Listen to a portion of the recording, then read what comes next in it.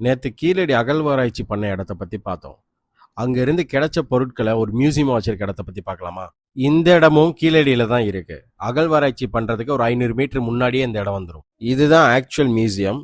இங்க என்னென்ன இருக்குன்னா, அந்த அகழ்வாராய்ச்சியில கண்டெடுக்கப்பட்ட எல்லா பொருளும் இங்க தான் வச்சிருக்காங்க. என்ட்ரி ஆகி கொஞ்ச தூரத்துல ஒரு தேட்டர் செட்டப் ஒன்று இருக்கு. இந்த தேட்டர் செட்டப்ல பண்டைய காலம், கற்காலம், இரும்பு காலம்னு நிறைய டிஃபரன்ஸ் பண்ணி சொல்லியிருந்தாங்க. 15 நிமிஷம் வீடியோ செம்ம ஒர்த்து. பார்த்தீங்கன்னா நிறைய கற்றுக்கலாம். இங்க இருக்க ஒவ்வொரு ரூமும் ஒன்னொன்னு சொல்லும். வணிகம் எப்படி நடந்திருக்கு, கடல் வழி பயணத்தினால காயின் எக்ஸ்சேஞ்ச் எப்படி ஆகியிருக்கு, விவசாயம் எப்படி பண்ணியிருக்காங்க, விவசாயத்தை சேமிச்சு வைக்கிறக்காக சேமிப்பு பானைன்னு செஞ்சுருக்காங்க, இறந்தவங்களை அடைச்சி வைக்கிறக்காக தாலி செஞ்சுருக்காங்க. தாலின்றது அது பெரிய ஒரு பானை.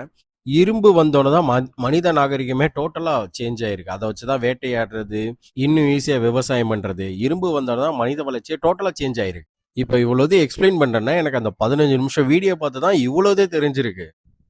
அதனால யாராவது அங்கே போறீங்க அப்படின்னா அந்த 15 நிமிஷம் அந்த தேட்டர் எக்ஸ்பீரியன்ஸை மிஸ் பண்ணிடாதீங்க. 2600 வருஷத்துக்கு முன்னாடி யூஸ் பண்ண மக்களோட கத்தி, அணிகலன்கள், வில்லம்பு, கோல்டு, விளக்கு, சீப்பு அப்படின்னு எக்கச்சக்கமாக இங்கே நாங்கள் பார்த்தோம். கற்காலம், பண்டைய காலம், அந்த காலம், இந்த காலம் இல்லை. நம்மளை விட அவனுக்கு தான் பயங்கரமாக வாழ்ந்துருக்காரு. செமையா இருக்கு.